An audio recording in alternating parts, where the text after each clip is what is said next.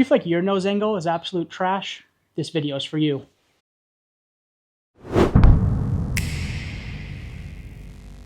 Hey y'all, huge thanks for tuning in.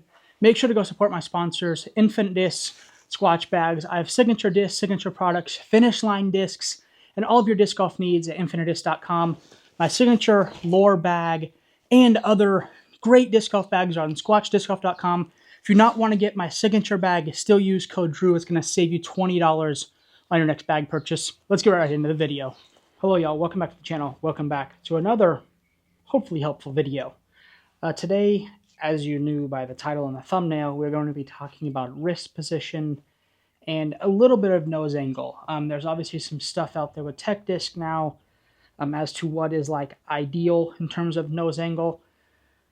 Tough to control, and honestly, there's a lot of different ways that I've seen tour players kind of throw nose up or nose down. Ricky is kind of one of the most notable people that you kind of see have that little curled wrist, and he kind of throws a lot of air bounce shots, even if it is with a driver. So I'm not going to talk in absolutes here, because I do think, just like all things form related, grip related, anything like that, there is some negotiating room.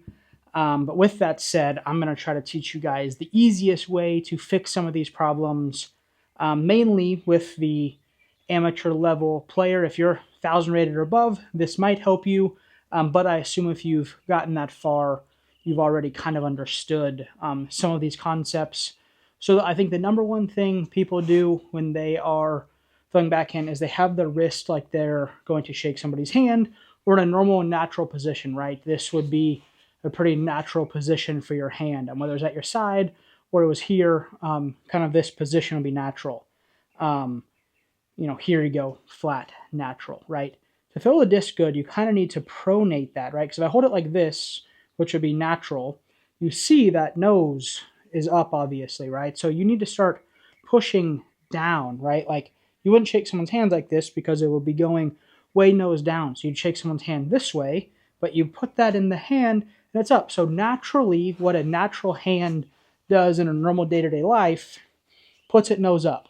So think about getting your thumb parallel to the ground. That's going to be probably one of the number one tips I give in this entire video, is getting that position from here to just parallel that thumb to the ground on top of the disc. And that is what's going to overall get that disc flattened out a bit. Is that going to give you negative nose angle? Probably not. But I also am not totally convinced that you need like negative nose angle in order to be an efficient disc golfer. Obviously, the more flat you can get the disc, the more aerodynamic it's going to be. And you certainly don't want 3 to 4 degrees nose up, as that's going to catch the air and kind of give you that air bounce flight. Another thing, other than kind of pronating that wrist down, it's going to help you is going to be pulling through, obviously, right? Because if you see people go like this, and they get that wrist kind of curled. My previous video, I'm pretty sure I talked about over curling the wrist. When you get that wrist a little too curled, right, what happens is you get here, and either you're going to throw it straight in the ground or you're going to swoop, right? So one thing that really can help someone who's noticing nose up, and if the thumb trick isn't working, or if it helped but you're still launching them nose up, is practice pulling through from down here, because you're going to be easier to kind of get on that plane, right? Because you might launch the disc up, but from here you have to swoop, which is going to make the disc go up, to where if you think about pulling from lower, or even, I would suggest this be ideal, but if you want to go lower, you can kind of start getting that feel.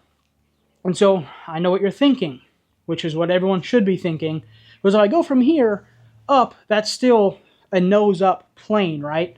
So the number one thing that I think I can explain to kind of help you guys grasp how this doesn't produce nose up is to make sure, this is very important, make sure that you're rotating your body, right? Because if I go here and I just simply rotate my body, you see how it kind of brings it up on that plane here? But if I go like this, sure, you're right? If I just use my arm, it's going to go up, because in order for me to go here, I would have to rotate that body. So it's not about just the pull through and the reach back with the swoop. You can get in this position And if you go from here and just naturally lift your arm, it's going to go up. But if you go here and you twist that body, it's going to get it on plane. So nose angle, 3 components that I think are really important in terms of helping you guys digest and learn. Number 1, go from handshake to pronation, which is going to go from nose up to flat. A good key that I found that works for people and is pretty easy to kind of watch for in a video or even have the feeling of is, again, that thumb being kind of parallel to the ground. Because if the thumb's parallel to the ground, the disc is parallel to the ground, which means the disc within a few degrees is going to be flat, which again is the most aerodynamic part, or the most aerodynamic way for the disc to fly. 2, the pull through. Do not do this and do not over curl. Over curling also is going to produce that nose up because you cannot curl your wrist too much and pronate it down, right? It makes it really weird. You can go down, but you cannot curl it and then go down, right? Just your wrist doesn't bend that way. Try it. I'm not making it up. It's just the way our bodies work. So pull through. And by that, I mean here, and you got to twist your body, right? This isn't your arm is the lever, but we don't just pull with the arm. The throw does not work that way, and it simply will make this more confusing. So flat wrist, pull through, turn that body. Number 3 is just as important as number 1, and number 2 is just to set you up for success. I'm Drew Gibson. Thank you guys so much for watching. I will see you in the next one.